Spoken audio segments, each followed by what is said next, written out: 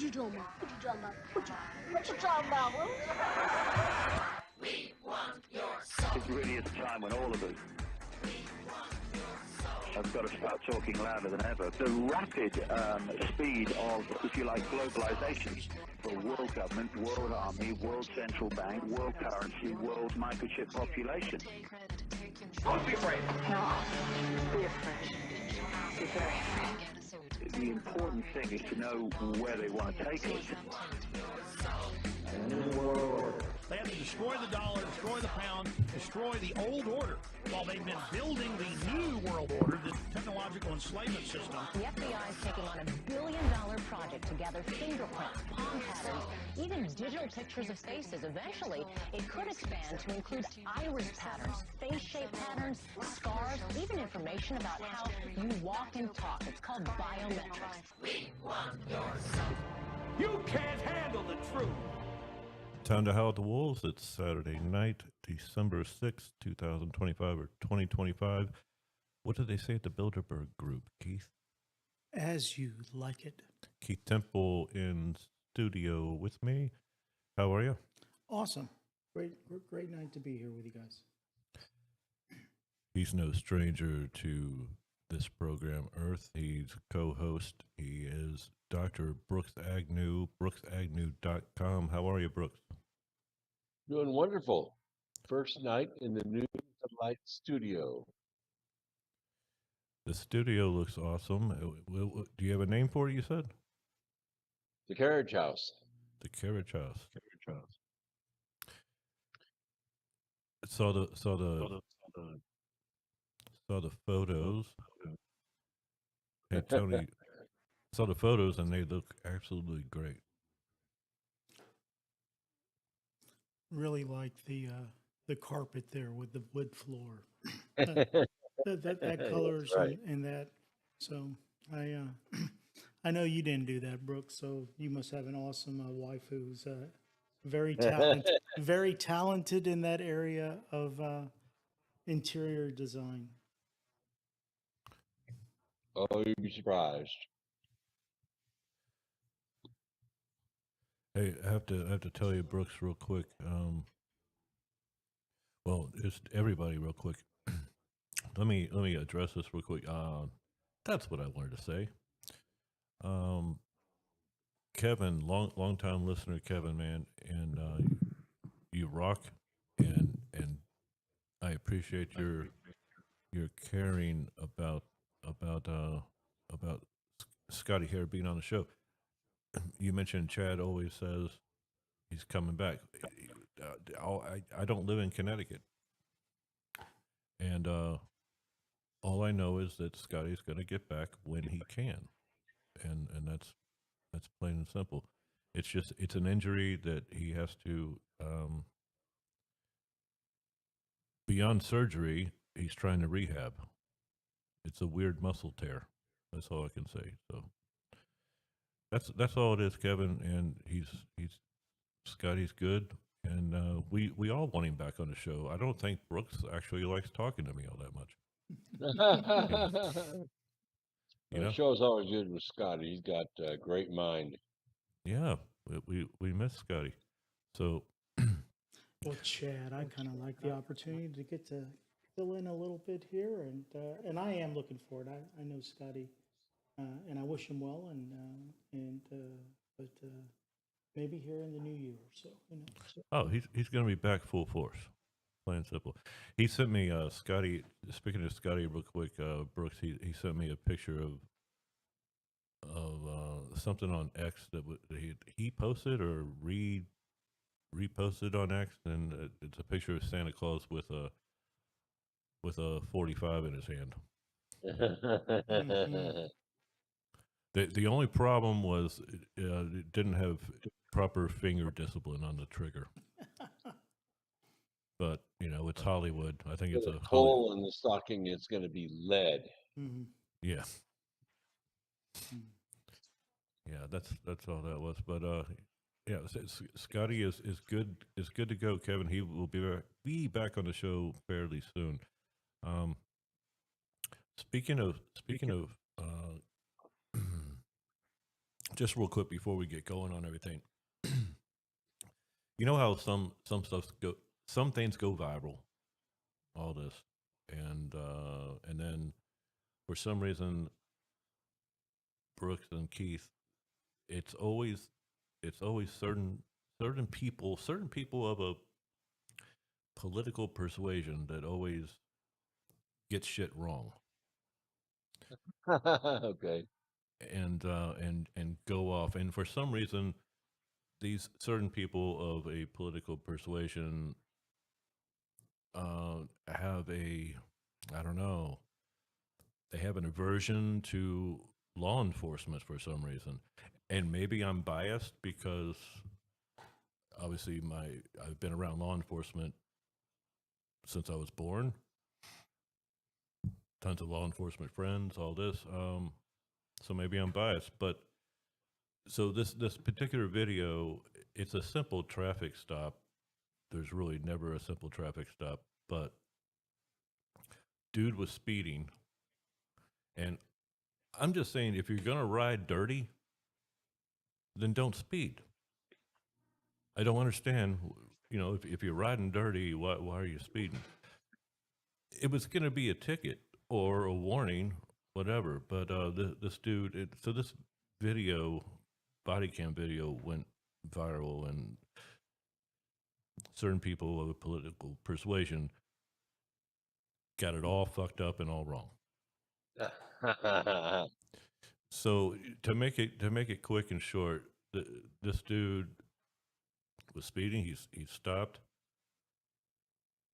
Pennsylvania versus Mims is case law, period, throughout the land. If a law enforcement officer asks you to step out of the vehicle, you had to step out. Right.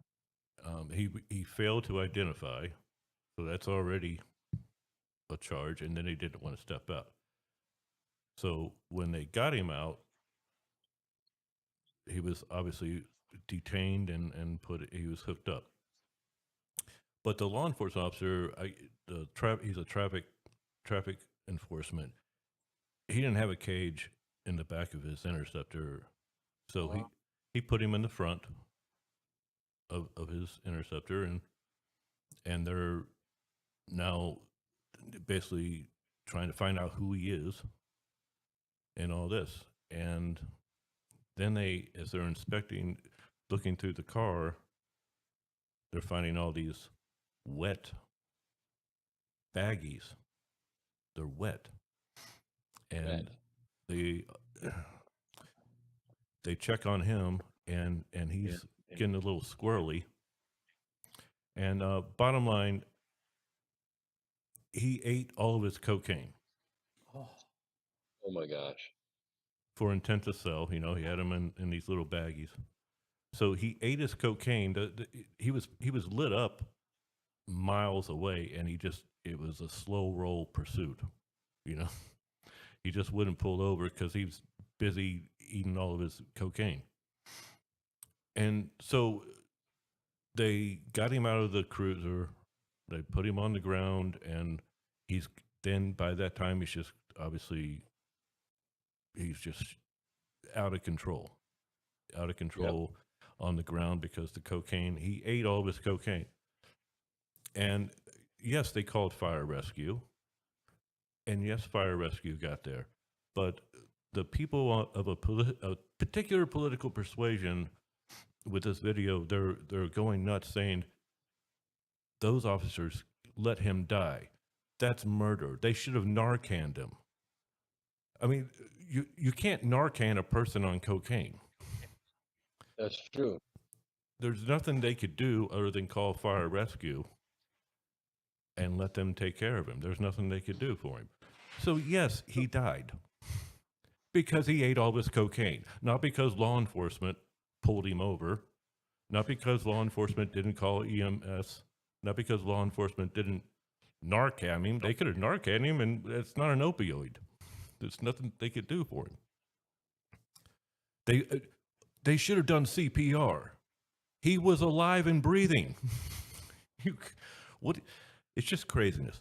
I think the point of this basically is, I think a lot of people who didn't vote for 47 are stupid. I mean, how can Pretty you? much. I mean, how you don't do CPR on a person who's still alive? I mean, still breathing and moving, and it doesn't make any sense. You don't Narcan someone who is swallowed, ingested a bunch of cocaine. It's not an opioid. Anyway, my point is stupidity from these people. When a video goes viral, they automatically they have this aversion to law enforcement for some fucking reason, and it's it's blame on them somehow. No, it's not. It's called the dude ingested all the cocaine that he was trying to sell. Or wanted to sell. I'll show them. They won't catch me with any cocaine. And on his point, listen, don't speak ill of he's passed and all this, but that was not a good decision. I know. But Chad, you know what? I think you're right. There's probably 20, in my opinion. I don't have data per se.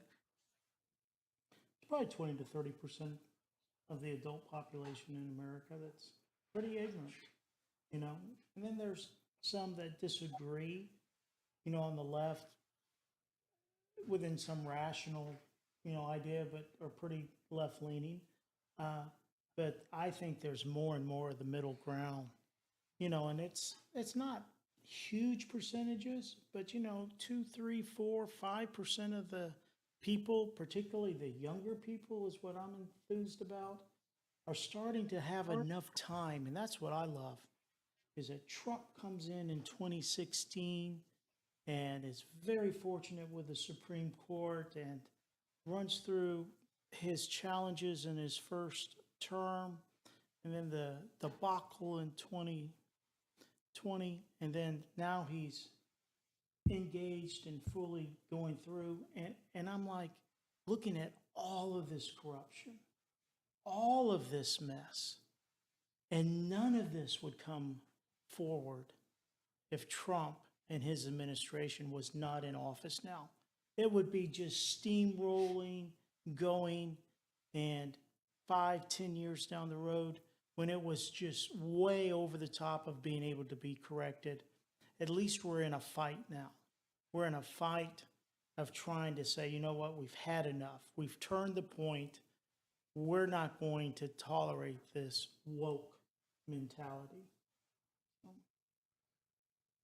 Yeah, I'm with you on that. I think if the woke mentality,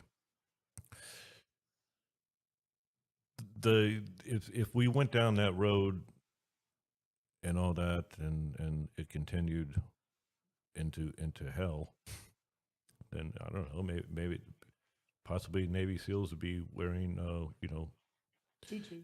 tutus. Yeah. And, It is kind of crazy to discover the level of larceny that has gone on since Obama has been president. wow. Moving, for instance, 90,000 Somalis into a concentrated group in Minneapolis, Minnesota, and then a group left from there and went to Maine. So you basically have two groups. And somebody in the Obama administration showed them how to work a scam, at least to work the NGO scam, the non-governmental operations scam. And here we are. Let's see, what was it? 300 million. Then it was 500 million. Then it was a billion. Oh my God, a billion, 2 billion. Now it's $8 billion that they have scammed the taxpayer out of. And I'd say it's probably only about half what the real problem is. Now here's the crazy thing. You got Schiff, you got Swallowwell, you got Tim Walz, Tampon Tim.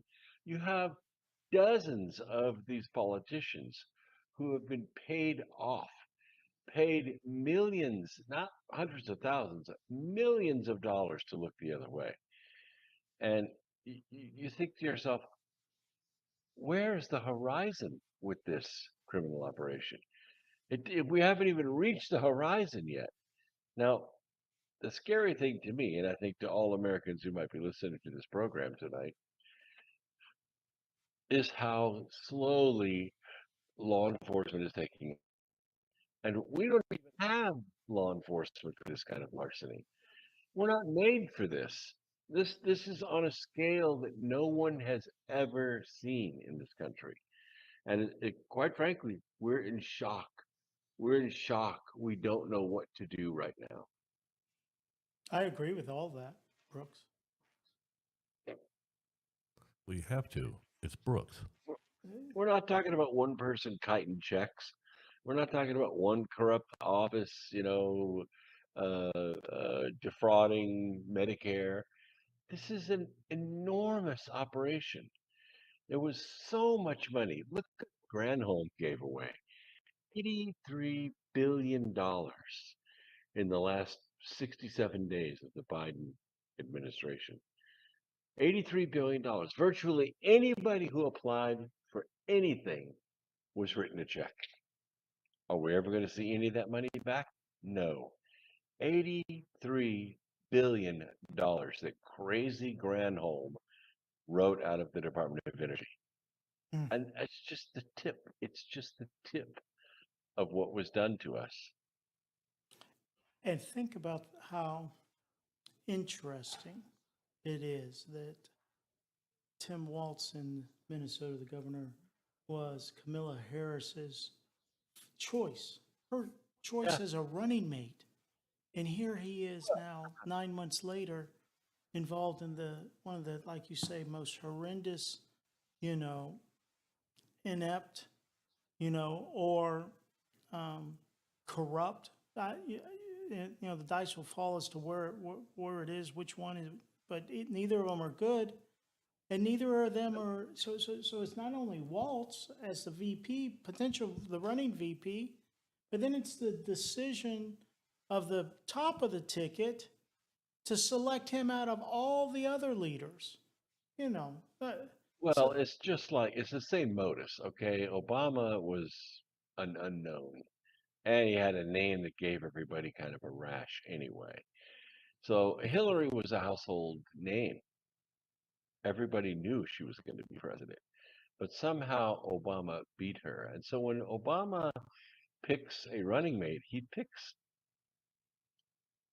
Joe Biden? Are you kidding me? A guy who lost twice? He has no ambition whatsoever except how much money can I stuff in my bank account and how much money can I bribe people with? That's an or interesting. blackmail people with.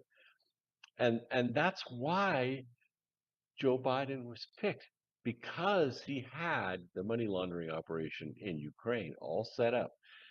That's where the money was going to come from to finance Obama and make him so powerful. So when you have Kamala Harris, who's dumber than a bag of hammers, who's she going to pick? Somebody with an enormous money laundering operation, Tim Walz. I thank you, Brooks. I didn't go back deep enough to the Obama Biden connection. I was focusing on the Harris Walz connection there, but you're right. I mean, Harris really, and we were there on election night. You and myself and Chad and 5 or 6 other people were sitting there, and she very well could have picked Shapiro, the governor of Pennsylvania. Right. Who all of us were thinking, boy, that's the logical choice. I hope she doesn't do that, and he's probably going to run. He's probably going to throw his hat in the ring in Iowa, after midterms here. And that's all the Democrats are going to have to work out and decide what they want. And they'll probably break up and split, because there's going to be the very left wing of the Democratic Party that won't support him, and then the very right wing, the opposite of that. I mean, I think they got more problems, and I think Republicans are pretty unified regardless of who it is, and it's probably going to be J.D. Vance. But the issue was, if you remember, way back at midnight on election night in 2024, we were all waiting and looking for Pennsylvania. That was the state that we were looking at.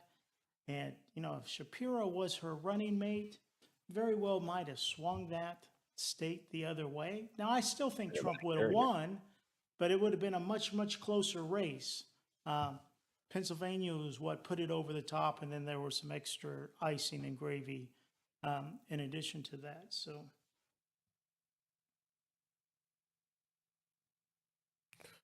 Well, and we saw what we're calling it the left tonight. I call it the global syndicate. We saw what the global syndicate does when they didn't like Joe Biden, his performance in the debate, because his dementia was on the split screen, and that's what destroyed him. It wasn't what he said or even how he said it. It was the split screen. Right. When Trump was talking, Biden's face was still on TV, and that look like, what did I just do in my pants? Look, that's what killed him. So the left or the global syndicate says, well, we can't run this guy. We can't cover for that. We've got to switch candidates.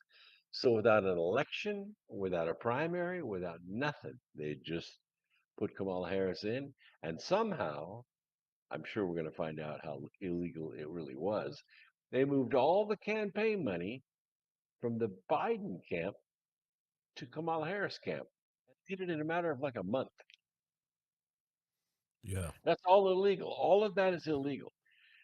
And for the Democrats to talk about authoritarianism or dictator or whatever, look what they did. They didn't even give their own people a chance to vote. Yeah, it's always I appreciate it's always the inverse of reality. Whatever's going on. I appreciate you saying that, Brooks. As far as the global syndicate, the whole globalist new world order, the global syndicate is what we're talking about, and at the same time, you know, we're always cognizant to remember that it's also on the right.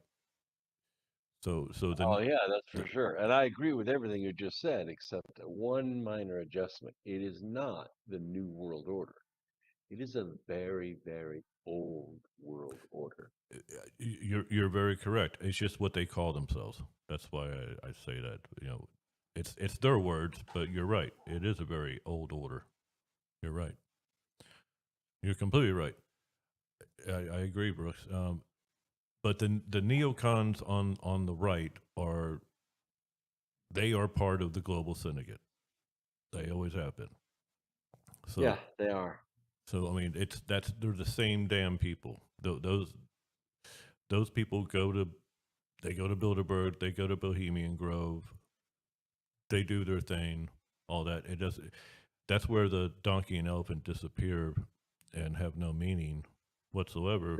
They get mad when Trump blows drug boats up. You know, that's one of the great talents of Donald Trump, is he was able to expose all of the neocons and of course all the left. They're fishing straight at them. They're just fishing. They're fishermen with 55-gallon blue drums or something. Brooks, those are fishermen with 5 engines. Yeah, 1,000 horsepower boats. Go fast boats that go 80 miles an hour across the open water with, what is it, 2,000 gallons of gasoline on board? Yeah. Oh, I agree with Chad that the idea that the Republicans have just as many problems, and that's what Trump worked through in his first term, and even some in the beginning of his second official term. And the idea is that you could see them coming out. I mean, just look at Dick Cheney's funeral, you know, and the cross politics there. And, you know, I mean, come on now. I mean, that's... Look at John McCain's funeral. Yes. Yes. Absolutely. And it's not an all get together, hey, he was a good guy, you know, we had our political differences. But Brooks, this is where I have some real optimism, and I might be wrong. I might be naive.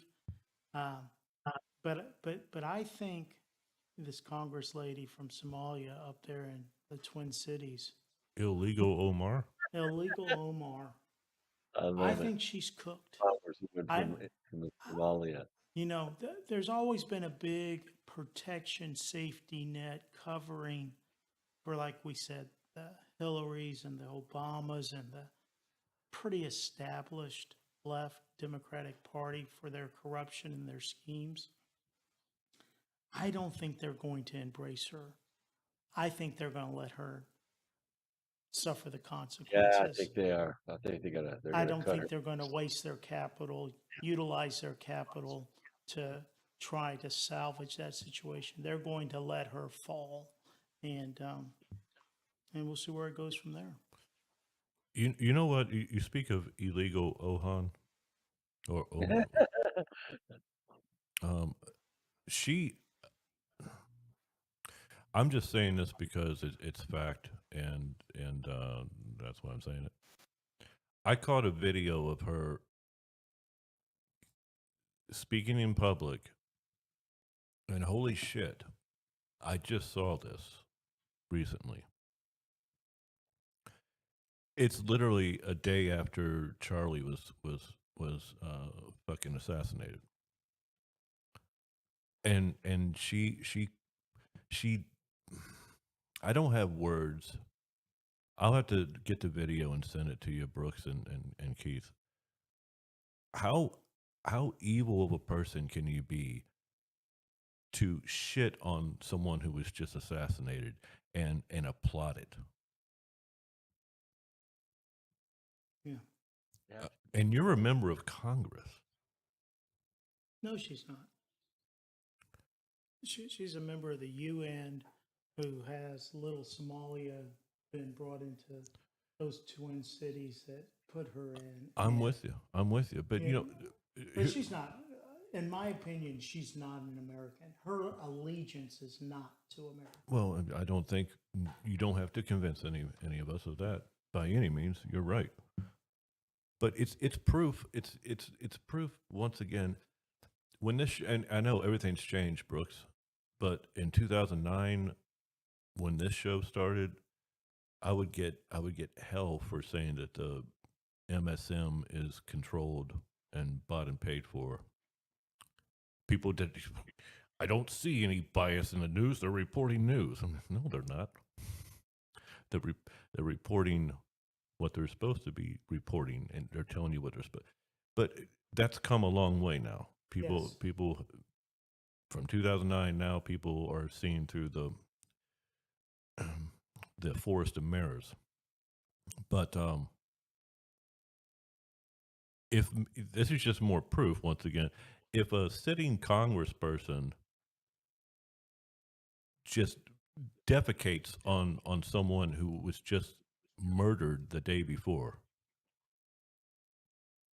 real MSM would be all over that congressperson. How that is not America. It's not appropriate for you to be sitting in office and shit on someone like that. I agree. But of course, it was crickets because you know, it's because it was Charlie Kirk.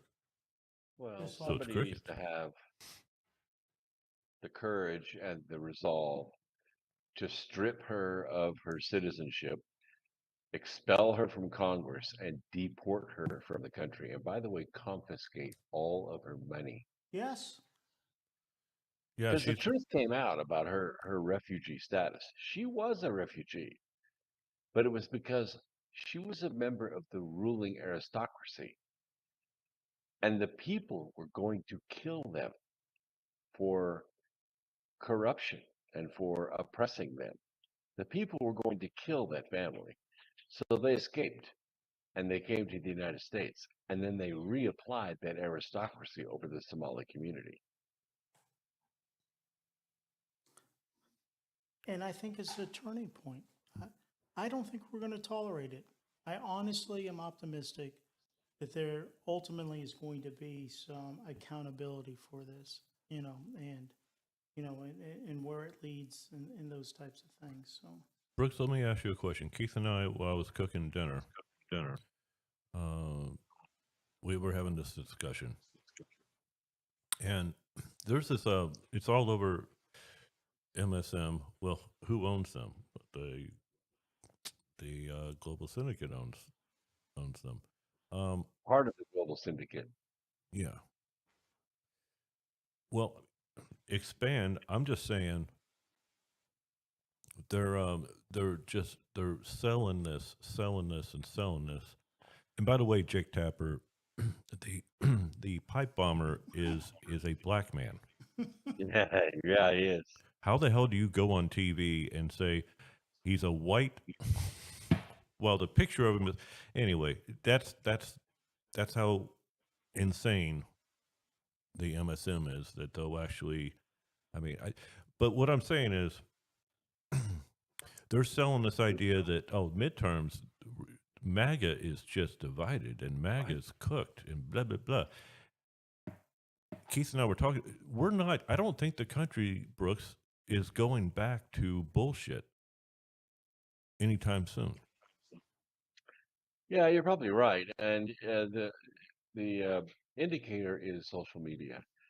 We're watching social media and we're seeing everything. I don't care if it's TikTok, Instagram, Facebook, Twitter. It's all basically saying the same thing, which is completely opposite of what you call MSM. I call them the global media empire, because they all parrot the same lines over and over again. Yep. Like this congresswoman that joined this. I'm going to call it a riot against the police at an ICE facility. 2 police were seriously injured or in the hospital, and she managed to get a whiff of some pepper spray, and now she's trying to make raise money on the assumption or the allegation that she was pepper sprayed in the face. She wasn't. She just happened to be in the cloud when it happened. But the fact that she was joining that riot means that she should be expelled from Congress. And she just got sworn in like a few hours ago. Wow. Wow. Yeah, she has obviously very little experience, and especially in the world of pepper spray. I mean, law enforcement if they use pepper spray, they usually get it too. Well, right. And, pepper pellets that they usually fire them at the feet to push people back. And that kind of disperses a little bit depending on the wind or the air currents of the moment. And that pepper spray is irritating as hell, especially if you're not used to any kind of conflict like that whatsoever. But the fact that she's out trying to fundraise off of that is just makes me want to vomit. well, the Supreme Court came in and helped, I think, right, with Texas. I mean, Texas has got the green light to redistrict. It's going to green light some other states. I'm sure that there's going to be some retaliatory issues in California and a few others, but the net issue, I think, is going to be more positive towards towards the Republicans. Yeah. Bottom line, I just and I like you, Brooks, that you brought up the an indicator, social media. You're right. That's huge. That's absolutely huge. Yeah, because normally the global media empire would have their way. They would just send out the talking points. All the news actors would repeat the lines over and over and over again, and the people would say, "Well, I guess I Googled it. It's got to be true." Yes. Now we're not believing it. Now social media is saying, "Wait a minute, that doesn't make any sense to me at all. I saw it. I was there," and it's the global media empire does not have the same effect in the U.S. that it had. Thank you, Joe And it Rogan. doesn't have that effect in Britain either. Britain, they have to put police behind it to make it have some teeth to it. They're saying, what is it? How dare you say that we don't have any free speech? And if you don't believe that, we'll come and arrest you. Well, I read an interesting thing on my Facebook earlier today or yesterday, and he was talking about Somalia again. And I guess there are pockets of Somalians in the UK as well. And the article or whatever had indicated that 70 to 80% of the Somalis in the UK were also on government assistance, primarily government housing, type of deal. And most of them, half of them or more, are unemployed, those types of issues. So my hope is maybe there's a little ripple effect, not only here in the U.S., but maybe across the pond back, and they say, you know what, America's right, and we ought to take some action on this also. So Well, I asked the question that I really don't know the answer to. How far does $1 billion go in Somalia? Probably Well, goes a long way. yeah, I think they could take all the Somalis back, and they could probably support them with that kind of welfare for a long time. yeah. especially over there. You're right, Bruce. Well, maybe there ought to be a congressman listening and ought to say, you know what, we need, in this special circumstance, maybe when we deport a Somali, we freeze all their assets. Oh yeah, for sure. Yeah. And then if they clear themselves, then we free them up. But maybe given just the girth of this corruption, that maybe we need to start protecting some of those American taxpayer dollars. I mean, maybe. Maybe a congressman might listen or get forwarded a segment of this. We'll get Tony to get a short out to say, hey, what are there, 500 and something congressmen? Maybe there's one or two congresspersons, I guess.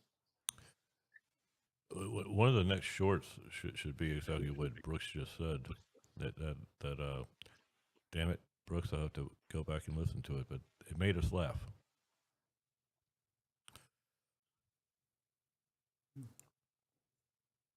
Anyway, it did make us laugh. What was it? It wasn't that long ago. Was it tonight? Yeah. Tonight. Oh, But whatever it was, Brooks, it was brilliant. And you see, what we do is we do brilliance, and then we forget about it. There you go. yeah. Yeah. Then we move on. 'Cause While we're- everyone's Yeah. slap themselves in the forehead. Damn, that was brilliant. Yeah. Way in hopes of maybe giving it a little more publicity, and hopefully somebody from the administration is watching tonight. We had another murder on the Blue Line. Oh, in shit. I saw that We had 30 another minutes murder. before the This show. guy was deported, snuck back into the country, and knifed somebody to death on the Blue Line. Same city, the same second- rail line, same. Yeah, I saw Yep. it 30 And minutes. here's the bad part. The bad part is the press called him a white man.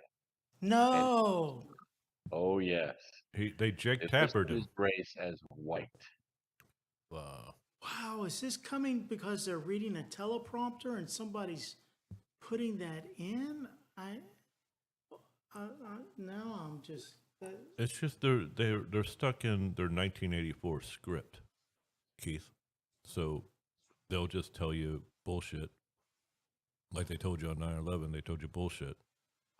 People believe, so they're just going to tell you bullshit, and that's all they know how to do. So Brooks, this is in Charlotte again. Yes.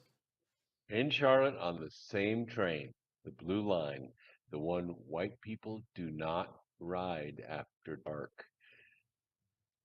Is it any better in the last 2 to 3 weeks?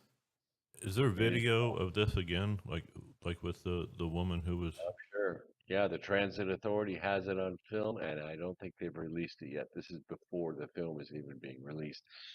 Now, people are riding the Blue Line to go to work in the morning before sunup. I've seen them there, but they don't ride after dark at night. In the early morning, these individuals are passed out in bed. They don't usually get up until noon.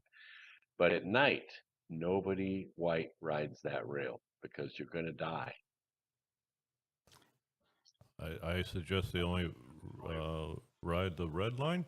Well, I don't know what it's called, but the blue line is the one that goes along North Tryon.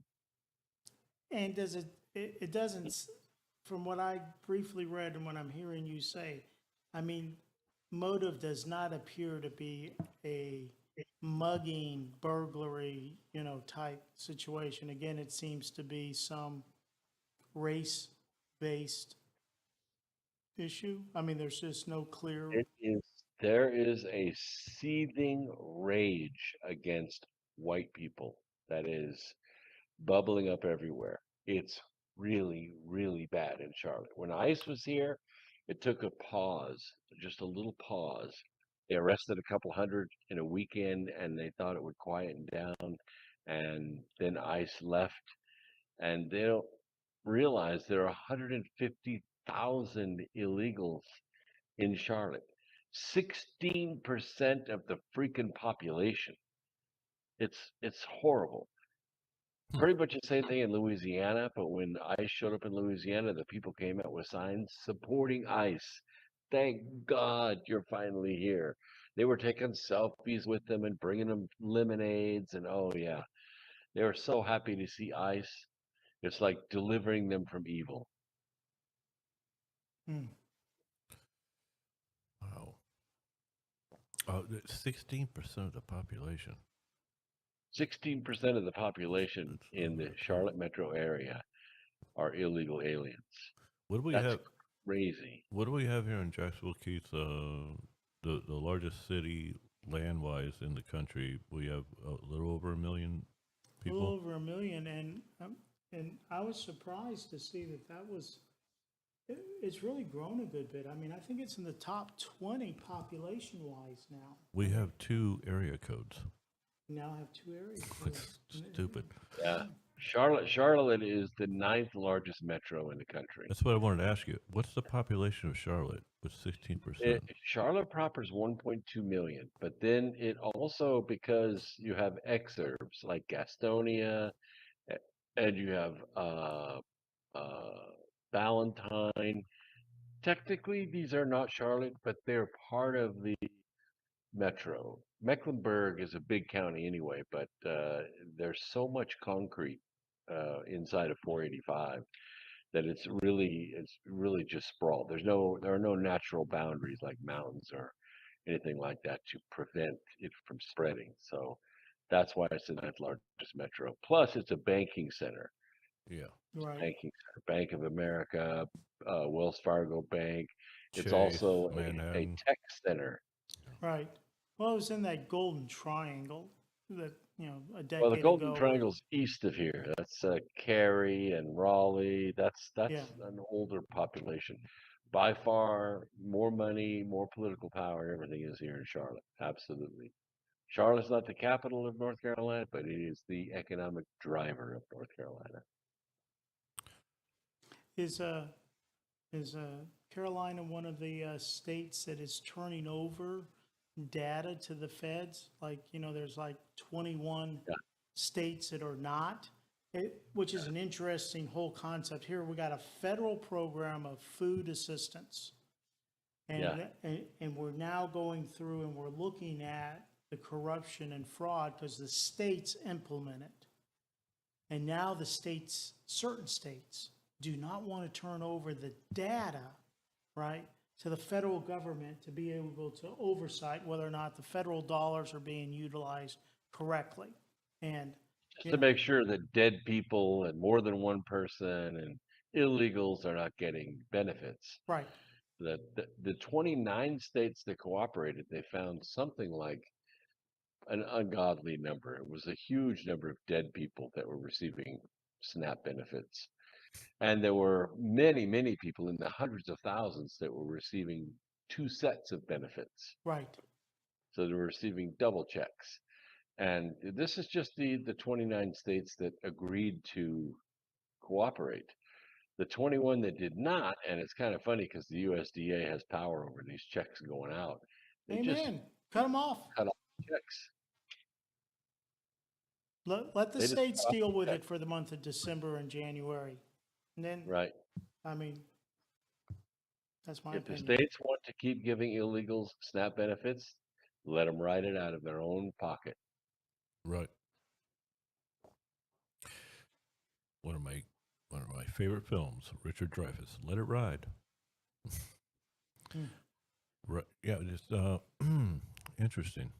Interesting. The corruption, like you kind of started out, the corruption is just over the top, and it's a lot to weed out, Brooks. It is, and the USDA has been corrupt for a long, long time. They've had grant programs, and they've played games with crops and prices. And there are peanut farmers, for instance, in the United States, the USDA's hosed them everywhere you could think of. And so now peanut farmers are not selling their peanuts into the normal process. They're selling it for peanut brittle. They're doing all kinds of other things and making profit with their peanuts.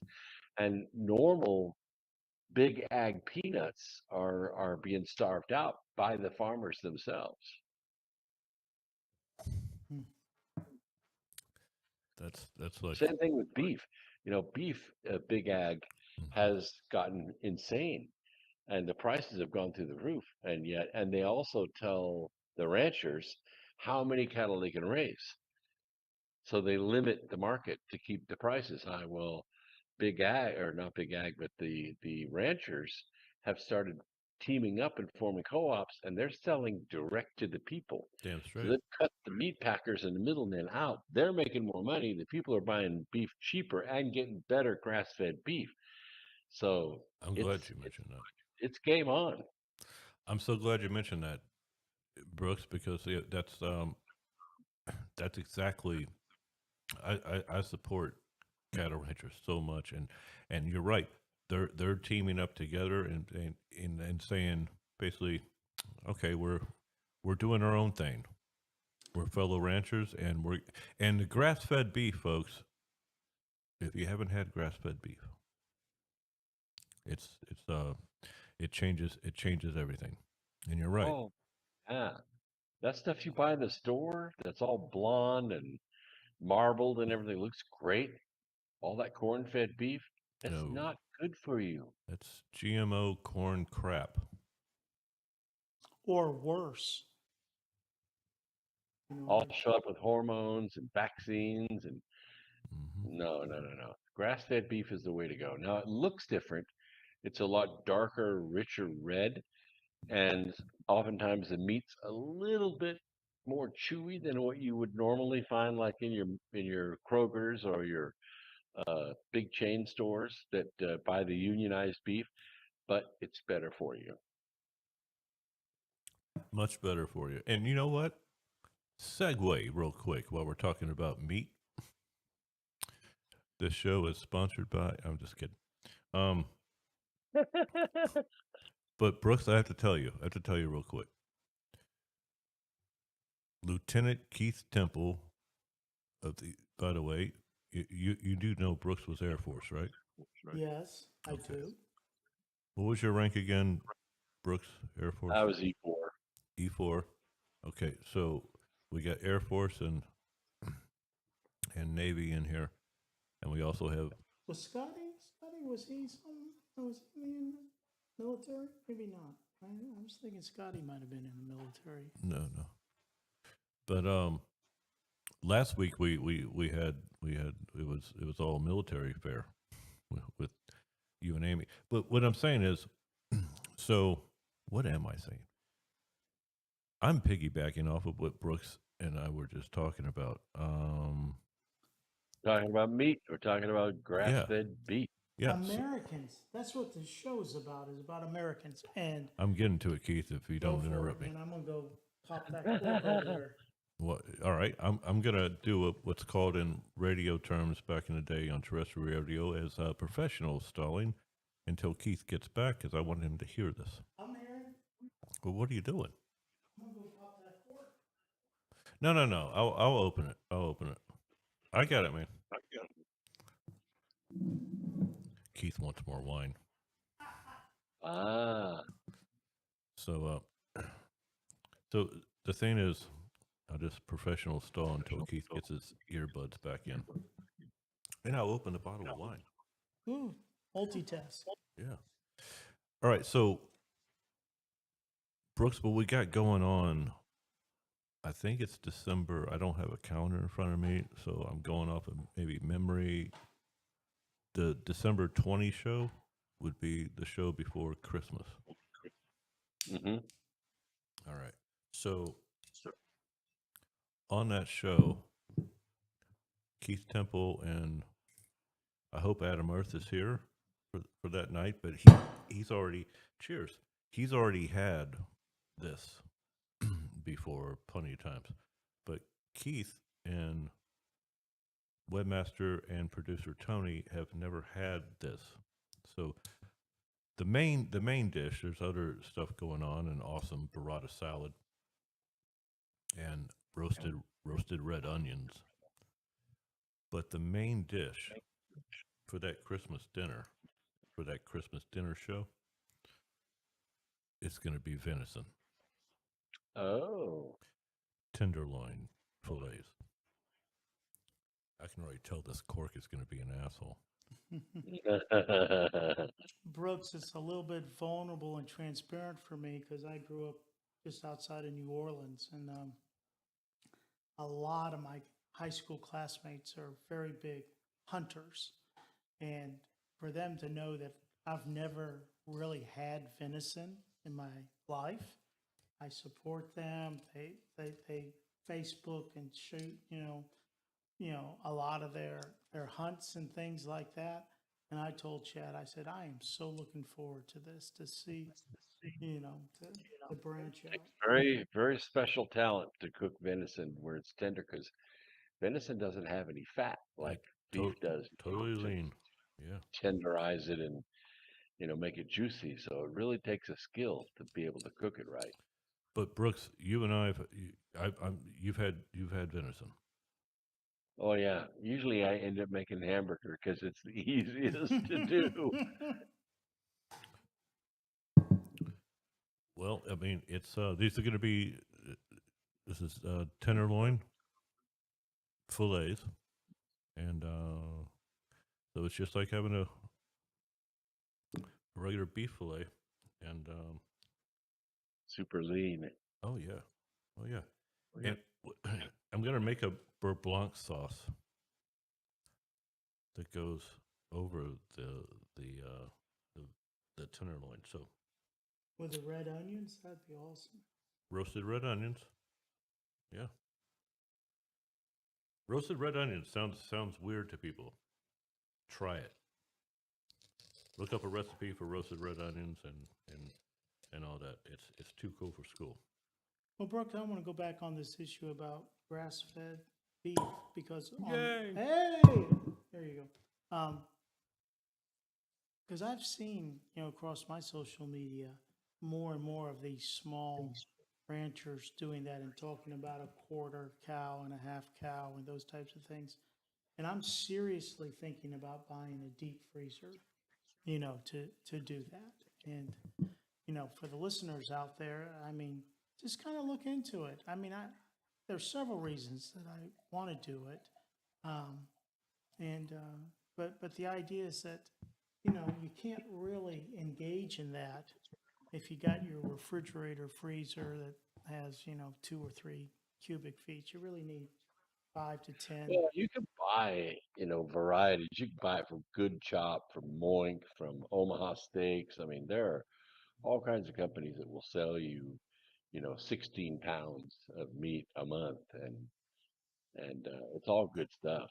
Ribeyes, fillets, even bone-in ribeyes, just great stuff. But you're talking about a freezer? You want to buy a freezer? Yeah, just a stand-up or you get it. Yeah. Yeah, that's a good idea. To put some in for a variety of different reasons. But what I guess Brooks is saying is, hey, they'll break it down to you. Maybe they will. Maybe that'll be your Christmas present. Stay on the mic. Maybe that'll be your Christmas present. I'll buy you a certain amount of steaks that we could have. Uh-huh. We'll see. All right, Brooks, real quick. Now that Keith reminds me of Christmas present, okay? I can't send it to you unless you give me the address you want me to send it to you. So make sure you hit me up with that address. I will do that. And by the way, there's a number of things, so I'm not giving anything away, but I do need to know your, if you were to have a hoodie. I'm not giving everything away. I do need specs on this. Let me know what size hoodie if you were to have a hoodie. I'm an extra large person. You and I are the same, Brooks. You know why? Because we're biohackers. That's right. Okay, so that's easy enough right there. In mentioning biohackers, I want to say this because I without Scotty here, I'm out of control, and I like it that way. I like Scotty here, but I am the guy who just goes everywhere. Let's take a left turn. Let's go over here because I don't script shows, and we've never scripted a show and all this shit. And Scotty doesn't script a show either. It's just Scotty will keep me a little bit in line, a little bit, and then he'll give me a little leash. But Bill Maher, and I don't care. I do not care whatsoever if anyone's pissed off at me for listening to Bill Maher, his podcast Club Random. Bill Maher rocks. Bill Maher, in my opinion, is he's just incredible. Do I agree with Bill Maher and everything? No. But Bill Maher is he's like my best friend Jimmy. He's never going to vote Republican. Never, ever, ever. But he makes sense. And he's logical. And Bill Maher is calling out the woke like a motherfucker. All the time, all this jazz. But anyway, so if you ever check out Club Random, Bill Maher had Charlie Kirk on shortly before what happened in September. Bill Maher has everybody on, and he once again, he's very outspoken against this woke bullshit, and he's not liked by a lot of Democrats right now because he just continues to call out the truth and facts. He had Matthew McConaughey on its most recent one on Club Random, and Matthew McConaughey. I'm just mentioning this, Brooks, because we talk about a lot of stuff, and McConaughey, of course, is a Texan. And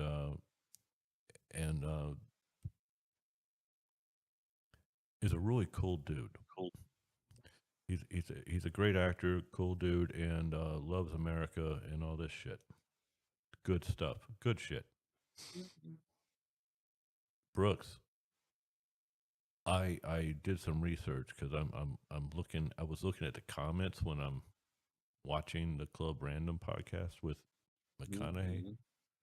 And someone said, Matthew McConaughey seems like he doesn't age. And then I researched, is McConaughey a biohacker? He sure as fuck is. Hey. Isn't that what he says? Yeah. McConaughey's a biohacker, Brooks. Like us. Yeah. I mean, I should have looked up what his actual age is, but the dude should look a hell of a lot older.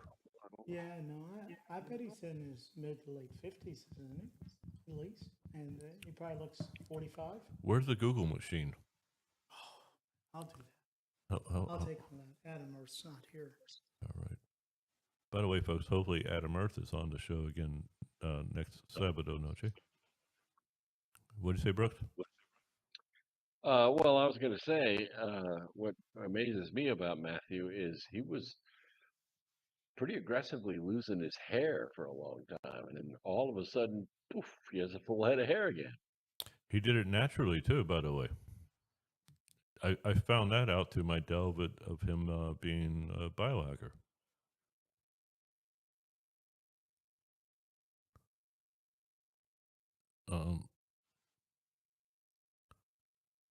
You're right though. It's because I found that out too. Like he was losing his hair, and now he has a nice mane.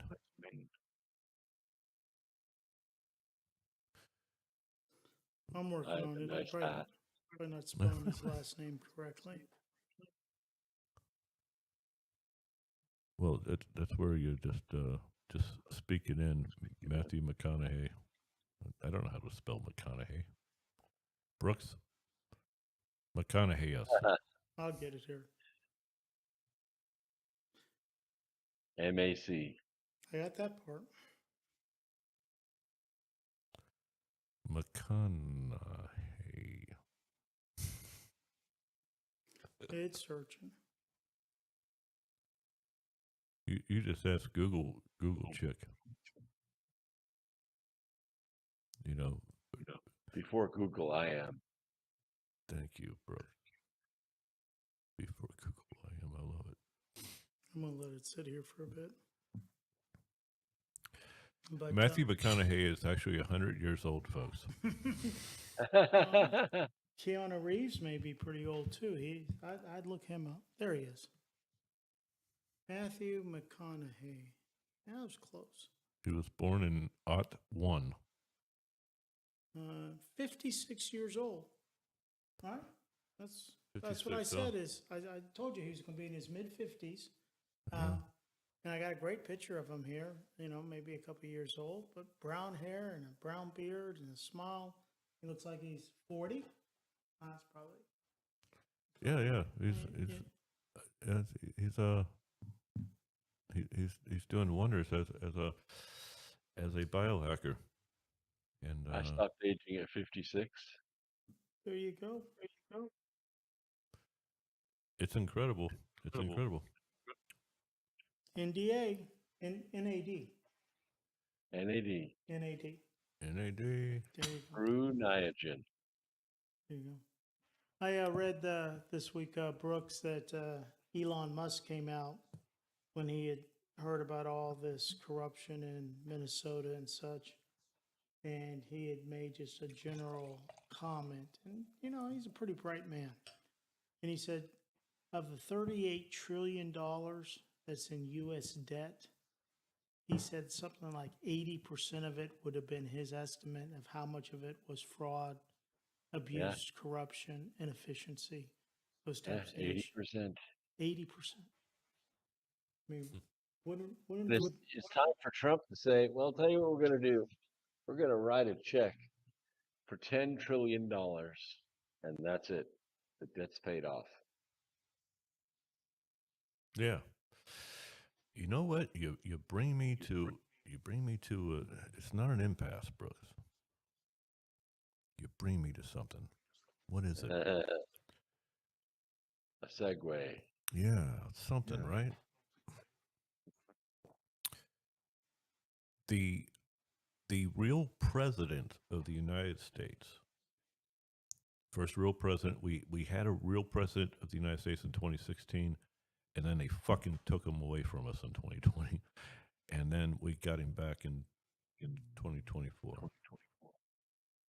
By the way, before I say this, in that interview with Matthew McConaughey, Bill Maher, Club Random, they talk about JFK, which just happened as far as the anniversary, and Bill Maher straight up says, of course it was the CIA. The dude's unraveling. You know, he's becoming us. Is what I'm saying. Bill Maher is just waking up before our eyes. You got to watch him. Well, didn't Tucker do that a little bit? I mean, Tucker was always pretty close, but I mean, Tucker's really come. Tucker's totally awake now. Right, but I mean, Tucker knows 9/11 was an inside job. Right, I mean, but that wasn't where he started. No, not at all. Right? No, he took the bow tie off and he woke up. Yeah, that's what happened to Tucker. Tucker's awesome. What the fuck was I saying? I'm sorry. You know, You're saying JFK was I have a fragile mind, Keith. You can't. JFK. You said Bill Maher had become aware that JFK was. We were at an impasse, but it's not an impasse. What Brooks said is A segue. a segue. Yes. Oh, about 47. Real president, right? I know this to be fact from there's a certain person we're bringing on the show pretty soon, and all this. President Trump is making, and Brooks, you probably know this because you're the most interesting man in the world, and you know everything, fucking everything. President Trump is basically going to get rid of the income tax. Yeah, because Yep. that's the way we've run our government since the early 1900s. And Because it that's is the not natural. global syndicate. That's their jazz. The whole Federal Reserve. Yeah. Yep. Redistribution of The wealth. traditional way to support the government is tariffs. Mm-hmm. Isn't it beautiful, Brooks? And dangerous. I mean, that's why they listen. There's a myriad of reasons why they try to fucking 86 him and Butler and keep him out of office. Period.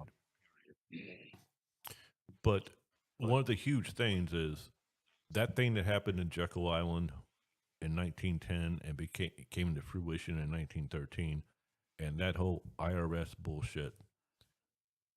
That's control. That's power. And for him to make moves to get rid of that is absolutely beautiful. And a lot of states are going with this issue of talking about no property tax.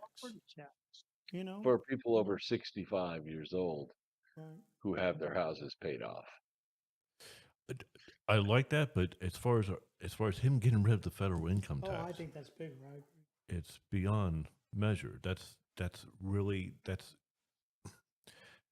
effing the global syndicate completely. Well, it takes away sort of the Congress's ability to play games with the classes of people. I mean, if you go to a national sales tax instead of an income tax, obviously rich people are going to pay more tax because they spend more money. But the poor will also pay more tax because right now they pay zero federal tax, nothing. Right. And this means that when a poor person goes to Belk's or Kohl's or Walmart, they're going to pay the same tax as the rich person. And that's what the Democrats are going to complain about. They're going to say, oh, you're raising taxes on the poor. In essence, yes, you are raising taxes on the poor. You're taking their earned dollar, however they get it now, and you're reducing its buying power by, I always thought 17% was the magic number for a national sales tax, but they're talking 30%. Well, the poor are not going to see a windfall in their check like the middle class is. The middle class, people making $80,000, $90,000 a year, they're going to see maybe $12,000, $13,000 a year back in their paycheck, which is nice. It's great. It's going to give them a windfall. But people that make less than $50,000 a year, they're not going to see any benefits from this whatsoever. And Brooks, I've been on the show a couple of years ago, and I, spoke with Chad, and there used to be, and Mike Huckabee was when he ran way back years ago. Is the national sales tax is one issue, but if you add in an issue of rebating back people under certain income amounts, certain amount to cover that tax, it becomes what they call the fair tax. It's the flat tax. Yeah, and it kind of addresses that issue of graduated, paying in type issues, and so there's a Well, you can issue tax cards. So people can present the card and get a sales tax discount. But here's the windfall for the government. Okay, it's not the poor that are going to come in and all their buying power. It's the residents.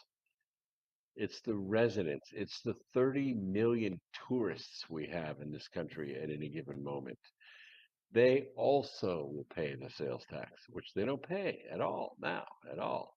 And the illegals and all the people under the table and all of the drug All dealers. the people that live here on cash, they're going to pay the sales tax. The You're- wealthy that pay no income tax at all because everything's in trusts, they're going to pay the tax. Right. So that's why I always thought 30% was a little bit high. I think 17%. Yeah, I've always used 20 plenty of because I'm a round number person. 20 has been my number. But yes, I think you and I are very close.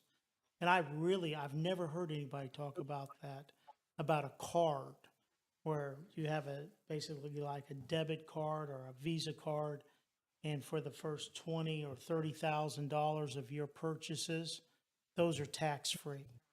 And then you don't start paying the tax until after whatever that set amount is. I like that a lot, Brooks. I think with 47 making this move, I mean, it's huge. Right. It's huge. And Brooks, you mentioned, because he's looking at the tariffs as far as replacing this with tariffs, which, have you looked into that or not? And this is where the money comes from to pay for national defense and Social Security and Medicare, and that's half the budget right there between those three items. 23% of the national budget goes to pay for federal employees. So obviously reducing the size of the IRS and any number of the 650 agencies, departments, bureaus, and administrations that we have will obviously lower that overhead. So we're not spending 23% of the national budget, maybe 12% or 14% of the national budget on federal employees. There are a lot of things that can be done, but I'm not for these reimbursement checks going back out to the public, 2,000 or 5,000 or whatever the hell he's talking about. Take that money and pay off the national debt at a discount. Go back at the Fed and say, we're not paying you $34 trillion because that's all fraud. We're going to pay you $10 trillion and call it even. And we're going to be debt free as a nation. And not have to service that debt, which is a big part of our expenditures each year. It's $1 trillion a year. It's over $1 trillion a year just in the interest alone. Right. I think all this. Let me be cryptic. All right, that was my impersonation of being cryptic while being silent. But I think all of this is going the same direction. There's step-by-step process. Ending the Fed is also in the works. It's sure. So and I'm glad you brought that up because you're right, Brooks. It's I mean the dude in the room with the green lampshade on his head, standing in the corner of the party, is the Federal Reserve. Sure. That everyone kind of forgets about. And we heard the announcement today that they're not going to cut the rate, even though inflation is lower than it's been in 5 years. Wow. Yeah, they're not going to cut the rate. They're going to leave the rate the way it is. They're going to profit take. They're basically going to keep that boot on the neck of the economy. But listen, 2026 is going to be unfucking real. Damn straight. How much economic opportunity there's going to be. No tax on tips, no tax on overtime, no tax on Social Security. You got to work 20 hours a week to get a lot of federal benefits, and it's going to clear up a lot of issues. I mean, I agree with you. We're not even in the first year of a 4-year term. That should be followed by a successor to do that. Yep. 2026. rock the fuck Yeah, on. 2026 is gonna rock. Yeah, What and do you, that's what the Democrats are trying to stop. Mm-hmm. what do you think about this issue about the Dell um, family in this $1,000 each newborn child mid-year starting 2026? I mean, that obviously is shadowing that they're going to want to at some point phase out Social Security. You know, I mean, I would think that that's where that goes. What do you think, It would Brooks? take a long time, and like any program, because Social Security was wildly successful. Wildly successful. In fact, it was making so much money that Congress couldn't keep their damn hands off it, and they had to rob it. Yes. It's the same thing that'll happen to this too. If money is put into this and it's allowed to grow with virtually no effort whatsoever, so the beneficiary of it, Congress will figure out a way to steal it. Even in individual accounts? Yeah, sure. Hmm. Otherwise, we would have done medical savings accounts and catastrophic insurance 20 years ago. Hmm. Okay.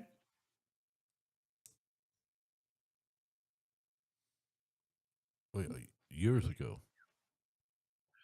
Oh yeah, yeah. I advocated the medical savings account idea 20 years ago. $5,000 per person that they build up over time, even if it takes them 5 years to build up the account. Once it reaches $5,000, that's basically their copay, their deductible, whatever. It's in the bank. It's theirs. It belongs to them. It's their asset. Then if then they have what's really called insurance. We're not talking about copays or drug subsidies or all that bullshit. We're just talking about you have a major bankrupting illness. That's what the insurance is for. And you're basically talking 2, maybe 3% of the country, 2 or 3 people out of 100 have a medical issue that could bankrupt them. The rest of the people can easily take care of all their medical care, not insurance, but care with 5 grand. And then as they use it, they just replace it with that monthly stipend until it's caught up again. Hmm. And, and that's and you can negotiate directly with the caregiver. So you go to a doc in a box, or you go to I don't go to the emergency room ever, but go to the hospital and negotiate with them. This is what I'm going to pay per day. This is what I'm going to pay for an MRI. This is what I'm going to pay for an X-ray. And it's 90% discount when you can pay cash. Chad and I were When talking I get an MRI, it's $250. right. Well, $250. If the president gets an MRI, it's $400 million worth of bullshit coverage Yeah. and bullshit news. Yeah, sorry.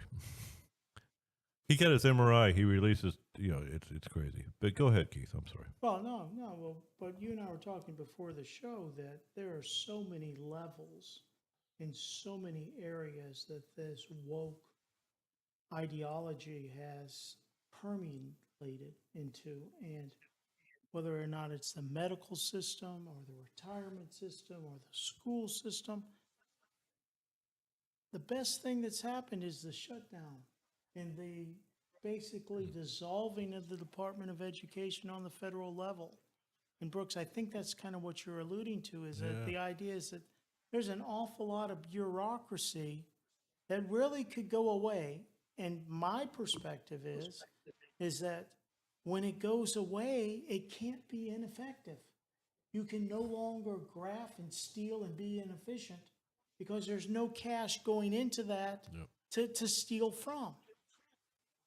Once people grasp the basics of that concept, we know what an aristocracy is. We know what a democracy is. We know what monarchy is. These are Aristotelian concepts, which means rule by the people, rule by a king, rule by a dictator. When we're talking a bureaucracy, we're talking a rule by bureaus. A rule by bureaus, and each one of them has their own defense system. They have their own cops, they have their own judges, they have their own lawyers, and they protect themselves and become their own little kingdom inside of a kingdom. And it's the bureaucracies that destroyed every single major civilization since the dawn of time. That's a that's beautifully put, Brooks. Simplification. The railroad has their own shit, Right. and everything's internal. The railroad have their own railroad police. And their own retirement system and their own. Yeah. If you get fired, you get fire insurance if you pay for it. So if you get fired, you're not really fired. Right. You're just not working, but they're paying you. Right. It's it's a different world. So the bureaucracies, we're making headway in that too, Brooks. We are. I mean, there's 655 of them. If you lose track and don't know what they are, they're listed in alphabetical order in the Federal Register. Go look it up sometime. It will blow your freaking mind what we pay for. Mm. You know that there's a bureaucracy, there's an agency that names and maintains monuments in the country. Monuments. Right. And an Each ignorant person like me that's really pretty knowledgeable, but see, I would think that that would fall under the Department of Interior, in the national. You would think so. You would think so. National Park? Yeah. Yeah. You would think. It's, well, monuments too, statues, national parks, all that. We're not talking about the management of them. We're talking about the naming of them. Mm. Each person inside that agency makes over $100,000 a year. And that job could be done by a sixth grade classroom. I was going to say by a city council. Yeah, right? I mean, how do you apply? That's the thing. Yeah. Once you get a government job like that, you are set for generations. Wow. With all the benefits and the retirement and all those types of things. And then look at the big ones. Look at the General Services Administration. Nobody knows what they do, but I do. They are eBay for government. That's what the GSA is. They decide who gets to sell to the government. The government's the largest consumer in the country. But who gets to sell to them is determined by the GSA. We don't need them. It could be totally privatized. Yep. There are 12,500 employees in the GSA, and they're the ones who determine who can and cannot do business with the federal government. I think there's some people in the GSA that were cheering on and then disappointed at Butler. Mm. I'm just saying. I'm just saying. Brooks, man, now you have woken my eyes up, and now I got a question. Okay. The question is, what is the breakdown, do you think, left versus right in these government positions? Oh shit! Come on, Keith. It's 96% left. Wow. 6% of them donate to Democrats and not Republicans. 96.1. Holy. Yeah, it's way up there. Wow. Why do you think Trump cannot get a vote in Washington, D.C.? Because that's the epicenter of all the agencies, departments, bureaus, and administrations. So it's not the congressperson. So I'm talking out loud here, and I might not be right. Congress has nothing to do with this. Right. It's not the congressman person, but it's the congressman's person's contact, relative, friend that gets placed into these government agencies. It's their cousin, their nephew. Yeah, Yes. that's exactly right. Ex-roommate. And that's the thing about the bureaucracy is they write their own laws and they have their own enforcement actions. And we, the people, have no representation in that government. That is the purest definition of tyranny there is. And yet that's what runs our government. So when people talk about fascism, that's fascism. So we're talking the FDA and OSHA and these departments like that. Hmm. Wow. Oh, for a long, long time. The FCC, A Right. long, long time. all of them. Yeah. Okay. Yeah, the DOT. I mean, the DOT is enormous, enormous, and it's filled with lawyers. They don't have anything to do with engineering of vehicles whatsoever. The DOT is directly responsible for what happened to the automobile from 1985 to 2025. If you look at what happened to the price of an automobile, it doubled about every 5 years until 2007. Then it tripled. And this was all driven by the DOT. If we went back to 2007 safety standards, which is when we flatlined as far as deaths per 100,000 miles driven, cars would be approximately 30% less than they are right now. Right now, to buy a new Ford F-150 two-wheel drive with half the bells and whistles, you're talking $65,000. Well, I was thinking it was 35 to 40, but gosh, I mean, that shows you how ignorant I am. $65,000 for a. F-150 F-150. two-wheel drive. Is your F-150?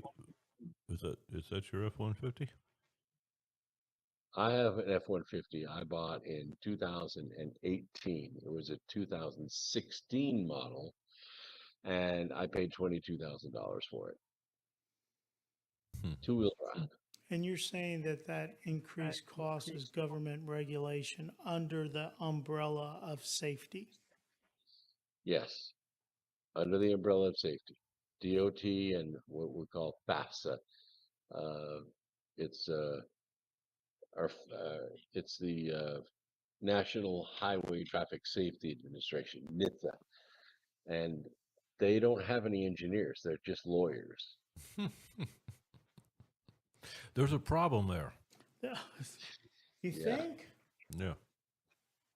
I mean, I'm just pointing out something. I think Brooks has already pointed out. I'm just emphasizing there's a problem there.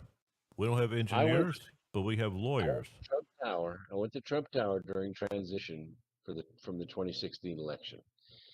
And my goal was to meet with Trump or somebody and talk to them about the future of energy. I'm eminently qualified to speak about this. Yes. So I go to Trump Tower, I start going through the process, and I make it as far as Steve Bannon's secretary. She was the one that was getting everybody the magic lunch. And that's as far as I got. And she said, we've already made our decision there. We're going to put Rick Perry in. And I said, well, I don't care about who's going to be the Secretary of Energy. What I'm talking about is the future of energy. What needs to happen at the Department of Energy? It needs to be split. One part needs to deal with just nuclear. I'll take that. And the rest of it is oil and everything petroleum related. And Rick Perry can take that. And they would not listen to it at all. I said, Rick Perry doesn't know anything about nuclear energy. He's a globalist. Go ahead. Well, if they don't start building nuclear power plants, AI is going to take all the electricity, and we are going to have to find a way to power our own houses. We're talking about the day of the matrix has arrived, and AI is going to consume 90% of all the new electricity for the next decade. Now what you're going to do? You have to build power plants. You must build power plants. And you saw that. Well, we know why you saw that. Well, at that time though, remember 2016 was a different administration. I mean, yeah, hell, you fucking mentioned Rick Perry. He's a Bilderberg attendee. He's a globalist. I'm glad. I didn't like seeing him as far as being, but he was surrounded in the first administration with Sure. with global syndicate people, and that's why shit was hard.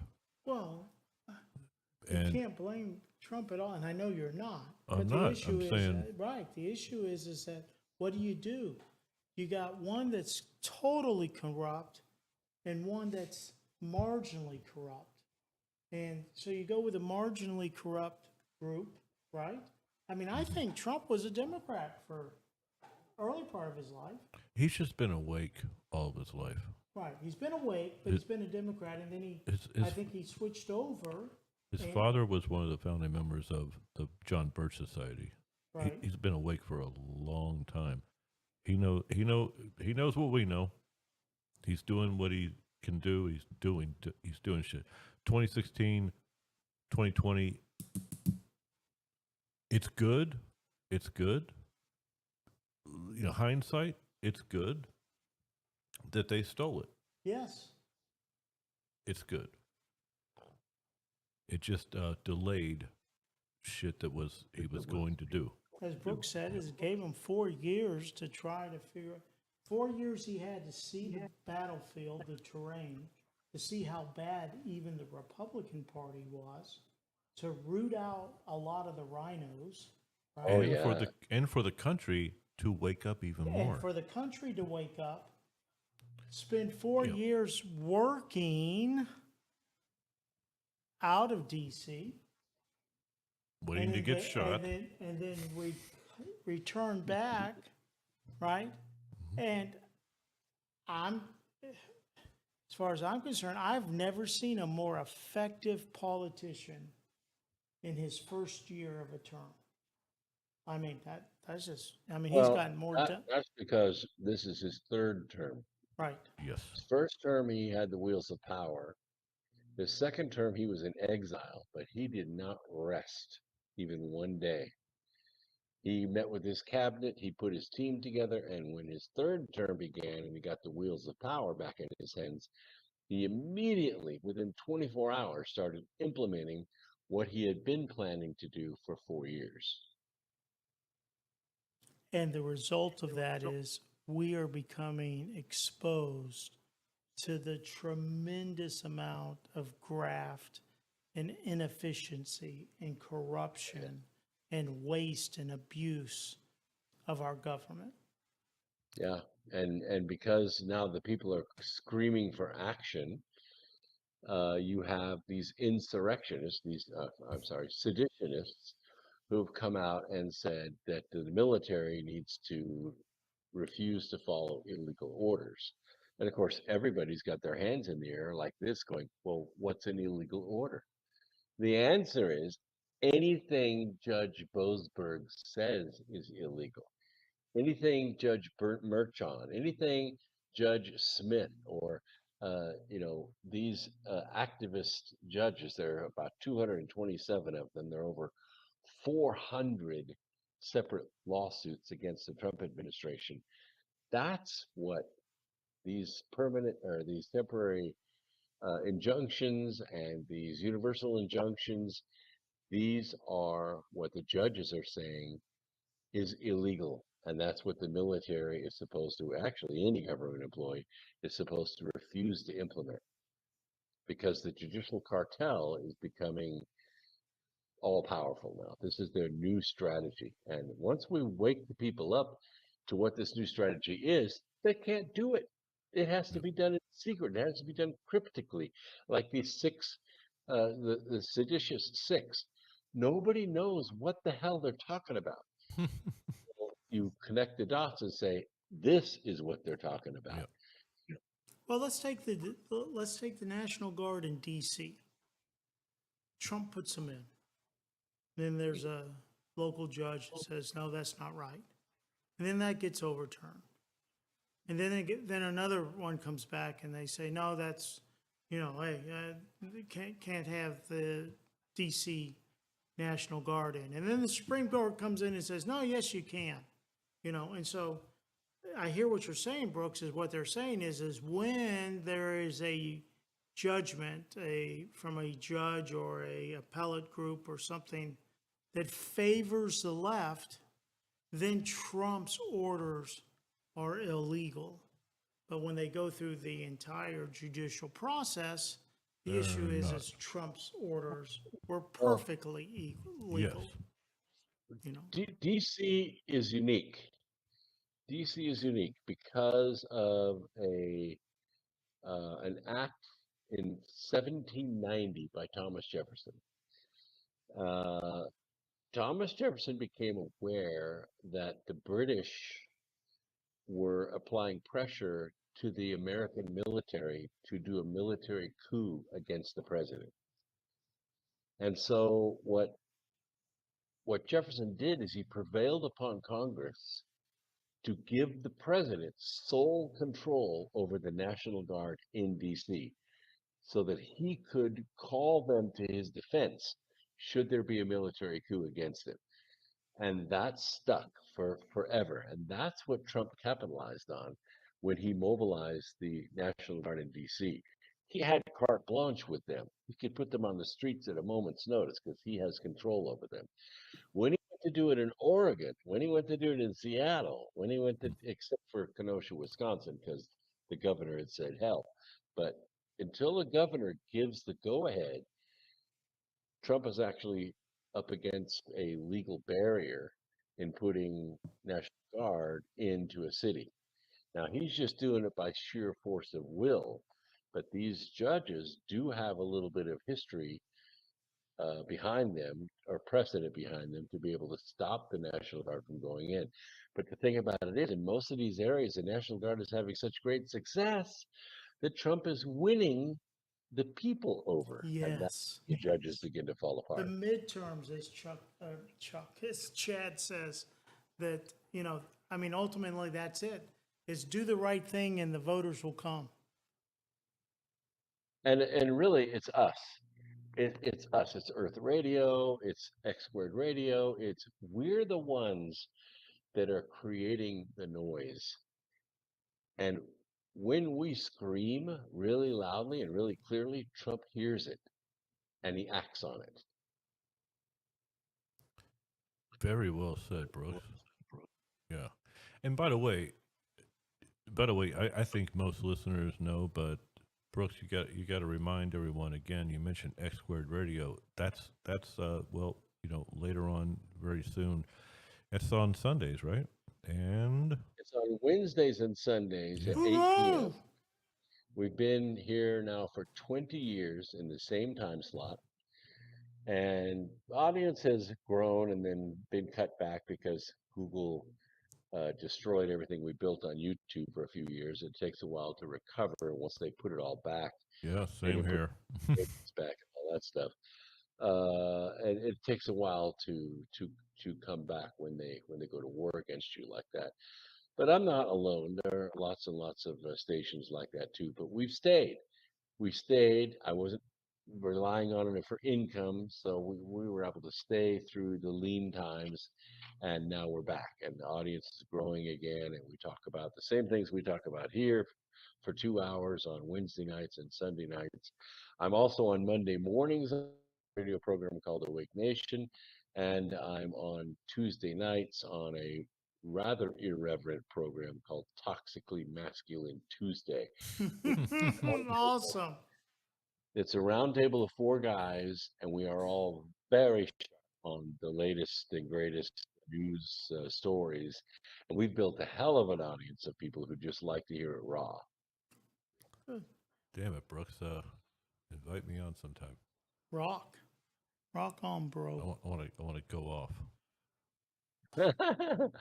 Well, we don't have guests. It's just a roundtable, and we just go through the news.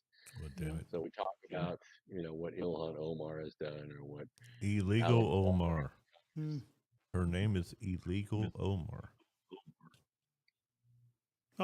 Brooks and I had mentioned the National Guard in D.C. And was not fully aware of what you had indicated about the British. And obviously we know we had the War of 1812 shortly after Thomas Jefferson, and that whole issue about British not being really satisfied with the Revolutionary War there. But Yeah, so we could the bank take, charter. but we could switch the topic to like the drug boats, in the Caribbean coming up. I think that's what those 6 Congress people are talking about is saying, hey, listen, you don't have to pull the trigger, on these drug running boats because that's illegal for Trump to, I don't know, kill them without due process or something. Well, and anything that is successful, they're trying to stop, of course. And this blowing up of the drug boats is so popular, publicly so popular that they're not able to stop him. He's not only going to do that, but now he's going to start on a land campaign, and it's going to be even more pager there. Yeah. Well, And look, they've done to Maduro. They've given him basically one chance to live, and that's to pack his bags and get the fuck out. All right. that's like that dude in Ukraine. What's his name? Oh, Volodymyr Zelensky. Yeah. Yeah. Yeah, you noticed how with the peace plan, he's not involved in any of the talks because they know what he's going to do. They know he's going to try and take it apart, and they also know he's the illegitimate president of Ukraine. They're going to be pushing for free and fair elections in Ukraine, and when that happens, everything that Victoria Nuland and John McCain and Kerry put together is going to come apart. Mm. Yep. And Brooks, once again, X Squared Radio every Sunday and Wednesday night. How do people go there? I might as well. I mean, come on. Well, you can. I mean, the easiest thing in the world is search for X Squared Radio or my name, or you can go to xsquaredradio.com. You can go to brooksagnew.com. It's easy peasy to find. We're live. We're free. We're on, I don't know, 8 different platforms at the same time live, and all of them archive the program. So there are thousands and thousands of hours of great programming just sitting there on Twitch and Twitter and DLive and Foxhole and YouTube and Rumble. Yeah, Brooks has got us beat, Keith. We're only on. Well, let's catch up. We're only on Rumble and YouTube. There you go. Let's catch up. But Tony, where are you? Tony. No, it's stuff. It's stuff. It's stains. But this is what I want to say, Brooks. Victoria Nuland is someone who most people don't have a sniff about who she is. And she's German chancellor? extremely important in the whole moving and shaking of a lot of, let's say, globalist stuff that's been going on for a long time. Well, Victoria Nuland and Susan Rice and Jake Sullivan, they sort of make up this little backroom kill squad with the CIA. And Victoria Nuland, and by the way, Slotkin, also this one of the 6 Trump is taking out, by the way, trying to take out. Their job was to cause color revolutions in other countries, to assassinate their presidents, rob their banks. That was their job. That's what they did. Yeah, it's huge. A lot of people who are not, understandably, who are not awake, they're like, Chad, fuck you. Bullshit. Victoria Nuland, you're crazy. No. You know what? If you go back and look at her when she had a chance to be public, which was not very often in the old days, she would play around the UN, she would play around the CIA. She was actually quite beautiful. She was disarmingly beautiful. To see this CIA analyst with this hatred, deep-seated hatred for Russia, and now you look at her and look what the demon has done to her. Oh my God. It will shock you. It will shock you to look at 20 years of Nuland's life. Look at her then and look at her now, and you can see the demon right on her face. Wow. That's extraordinarily. When you kill that many people. Yeah. You know, she went to Ukraine in 2014 with special forces, and they assassinated 100 civilians in the streets, shot them in the head and neck right there in the middle of the streets. And then she went down and handed out donuts on the sidewalk like she was celebrating some, marathon race. It was that insane. Mm. Which special for who was she using? U.S. Army Special Forces. They sat on the rooftops and sniped people in the streets in the middle of a riot, shot them dead like a pile of bodies right there in the middle of the street. It's called the Maidan Massacre. Go look it up. Say that again. The Maidan Massacre. Maidan. That was Victoria Nuland and John McCain's operation, because they could not get enough world attention on the color revolution they were doing in Ukraine. They attempted to assassinate Viktor Yanukovych, who was the duly elected president of Ukraine. They didn't. He escaped with his life. They took his political opponent, who was in prison, and made him their puppet president while they did their dirty work. So you say it's special forces. There's a difference between special operations, like a special operator, and special forces like Green Beret Army. So this is Green Beret. These are regular Army snipers. Okay. Holy shit. Yeah. That's what the color revolution wasn't working for them. They'd run it for 6 weeks. They had a bunch of fires and riots and stuff, but Viktor Yanukovych was keeping it put down. And why it all got started was because the European banks, the transatlantic banks, had put together a financial deal for Ukraine, because Ukraine was trying to do what the other former Soviet states had done, access, New York Stock Exchange, get some money, and just start developing their own assets, right? And the transatlantic banks put together a loan deal for them, but it was confiscatory. They knew it was a debt trap, and it was the only deal in town until Putin called up Viktor Yanukovych on the phone and said, "I will loan you the money. Don't sign that transatlantic bank deal, and I'll give you cheap gas to keep your country warm while you get your feet on the ground and get going."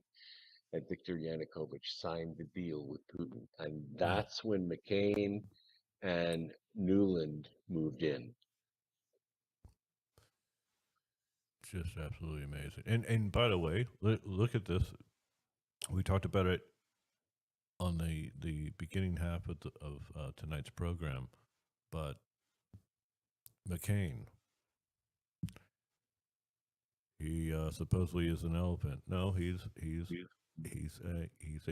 neocon. He works with the globalists.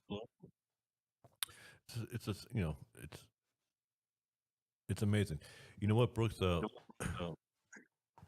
We've talked about on the show before I was awake, right? The awakening process, all this. Back in the day, I'm not talking about 2008. I'm talking about, when did McCain run? Like 2000, the first time, something like that. I don't remember what his first time was. I know he was in for what, 28 years, 29 years. He was running against Bush in like 2000 in the primary, something like that, I think. John McCain. Yeah. Do we have to go to Google bitch for this? I'm pretty sure. I don't know, but I had mentioned Huckabee earlier tonight, and I know McCain was the one that ultimately beat Huckabee, and then McCain lost terribly, I guess. I guess it was to Bill. Was it to Bill Clinton or was it to Barack Obama? But he couldn't have lost to McCain. Didn't win a primary. John McCain was a Republican. John McCain ran against John Kerry. Yeah. In the primary. What? He was first elected in '86 to the Senate. John McCain had that Alaskan lady as his VP running mate. That's against Sarah Obama. Palin. Okay, Sarah against Palin. Obama. He lost to Obama. Right. Yes. Right. Yeah, you're right. I'm sorry, I never won a primary. I'm just stuck on 2000. It was 2000. That's all I'm saying. Yes. He won a Senate race in '86. That was his first Senate race. Yeah, you're totally right, Keith. I abscond from. But what I'm saying is, it doesn't matter anymore. What I'm saying. But bottom line, the point that I was making is that back in 2000, he's fucking running, and my uninformed ass, my asleep ass, thought, yeah, McCain. You know, I wasn't that asleep. Go ahead. You weren't that asleep. Did you vote for the ultimate globalist that year, George W. Bush? Sarah Palin. Yeah. See, I remember. I think that was a year I either abstained or voted third party. One of the two. Okay. I remember the primary of '96 because I represented or I worked with. And now his name escapes me. Wow. He ran against John McCain in '96. He's a black guy that Wes? Alan Keyes. I used to write speeches for Alan Keyes. So Alan Keyes, yes. there was a fundraiser, the Lincoln birthday fundraiser in Chattanooga, Tennessee. Alan Keyes had a scheduling conflict, so they called me up and said, "You go down there and you give that speech that you wrote for him." I said, "Okay, I'll do it." So I went down there, and there were 4 people on the ticket that night: Zach Wamp, Bob Barr, you remember Bob Barr, Yeah. John McCain, and me. And so we went into the room, we pulled straws, and I drew number 4, so I got to speak last. John McCain spoke right before me. And he bombed. He's a terrible public speaker, just terrible. So I knocked it out of the park, got a standing ovation. And John McCain came up to me after my speech. He said, "That was a real piece of literature." Yeah. And I thank you very much. Then they basically Dick Armey and you remember Phil Graham and all those guys came up to me and said, "You know that Al Keyes doesn't stand a chance of a snowball in hell of getting this primary." I said, "He knows that." I said, "What he wants is for his platform to be part of the ticket." And by and large, it was. It was. But that was when John McCain ran in the primary. Yeah. Yeah.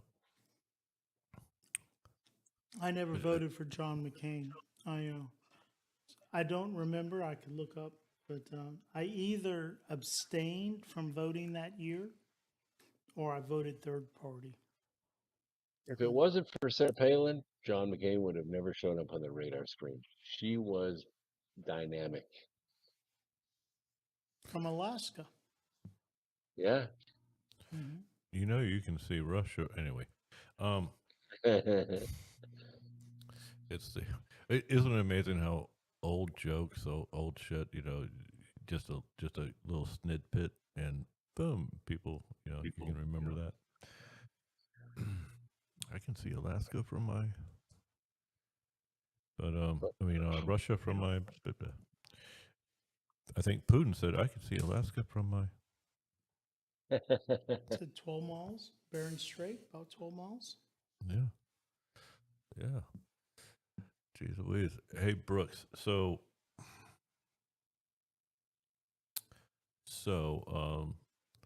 next Sabado Noche, we're doing 2 more shows in a row before Christmas. Isn't that amazing? It's crazy how fast this year has gone. No shit, dude.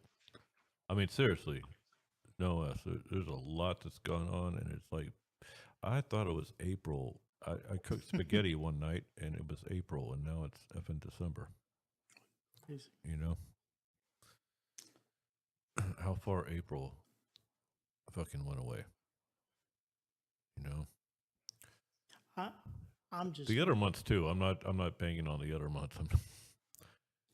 I'm just amazed at how fast and consistent the movement is building up. You know, each week, each 2 weeks, it just seems to build. And I think there's legs in this issue about Minnesota. I think Minnesota, I think people are just, I mean, Brooks, I think people were ticked off about the first murder on the blue line, you know, but I think people are really It is pissed. arrogance. It's illegal owners arrogance. You can't touch me. I'm Right. not going anywhere. I'm a quarter of Trump's age. She's so arrogant. People hate that. That bitch, by the way, Amen. that bitch, by the way, who I mentioned talked shit about Charlie Kirk the day after he was murdered. She also, and I think Brooks, you may be alluding to this, just recently she said about her possibly leaving all this that she's talking about that she'll be alive long after Trump is gone. Trump is gone, right? Yeah, what a you're right. I mean, listen, this is an evil person I agree. that does not belong. There's a lot of people who don't belong in Congress and Senate. There's a lot of people. This is an evil person who basically straight out fucking tells you you're evil. She straight up has told people that her allegiance she's is evil. Somalia. And Yeah, of course. I mean, she has. And When you and- straight up fucking desecrate and shit on someone who just got assassinated, you're an evil person, and you just told everyone you are. Right. She's number I 2 can't on my let that go. list. Hillary, in my personal opinion, is number 1, but this lady's quickly approaching that. And my issue is I don't think they can get a plane quick enough. I don't. There's a lot of people I don't like, but I'm not that. Number one, I would never say shit like that, and number two, I have empathy for people. Even if I don't like you, I'm gonna find a way to shut the fuck up and just move along my way, unless I have to kill you. That's a different story. But that person is evil. One amongst the many on the shelf. She is. But Brooks, we have deemed her tonight. Her name is Illegal Omar. I like it. Yeah. I came up with Alexandria Ocasio Cortez. I like that. That's pretty accurate, too. I'd love to see that in a ticket. Those two. Hmm. Watch that train wreck. But like I said midway through this show tonight, I think she's done. I think she's cooked. I think she's on her way out. I do not think the left, the Democrats, the liberals, whatever you want to say, I don't think they're going to rally around her defense. It's an indefensible position, and I don't think they're going to take political clout. I think they're going to try to save face. The left is, and say, you know what, she and that corruption needs to go. It's time for you to leave. Yes. I think Lieutenant Temple might be on to something. I think so. I hope so. I hope I can contribute. Brooks, tell everyone how the hell they get to your website and all that, and what they get in Easy there. peasy. It's just brooksagnew.com. Everything is linked to that website. You can find it all. You can get ivermectin and hydroxychloroquine and fenbendazole for yourself. Everybody that's fighting various diseases knows exactly what I'm talking about. You do not need a prescription.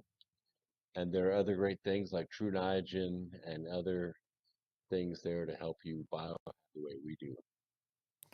It's brooksagnew.com, and you got books there. You got books there, Brooks, and everyone should get my favorite book, Remembering the Future. You got to get the Remembering the Future book. It would be a great Christmas present. Amen. It would be.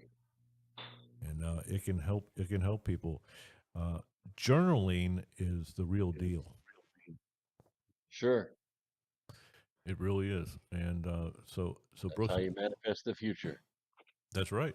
Remembering the Future book right there, folks. You go to brooksagnew.com. There's tons of stuff. And remember, basically, it is Sunday morning. So tonight, you go to X Squared Radio and you got Brooks again. There you go. Here. There you go. There you go. Keith Temple, before we get out, what would you like I to want to say? wish everybody a happy holiday season. You know, America's a great country, right? Christ is on our side. And the idea is that just reach out, pray, reflect, use this time, connect, strengthen relationships with friends and family, reflect on where the country is, and let's move forward into the midterms. And let's really show not only the United States, but the international community of what America stands for. And let's strengthen and support the administration and the things that they're trying to accomplish, and move forward. And us older guys with a little gray hair, right, or no hair, right, let's try to correct and or modify the country that we pass on to our children, and more importantly to our grandchildren and great-grandchildren. We want to pass on the America that we grew up with in high school, that, hey, this is the land of opportunity, and it is a war. I absolutely, in the last couple of weeks, have come to the conclusion that we are in the midst of an ideological war, and you have to get involved. Welcome to the party, pal. And Keith, we're going to get out of here.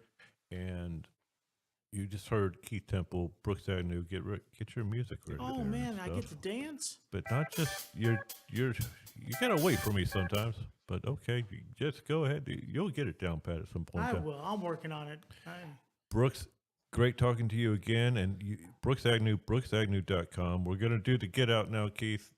Now we're doing it. You heard Dr. Brooks Agnew, Keith Temple, for our elusive engineer, webmaster producer Tony, the greatest producer on the planet, the Sentinel, Scott Hare, Adam Earth, and the luscious Bob Austin, folks. Until next time, let justice be done, though the heavens fall on truth. This is Earth.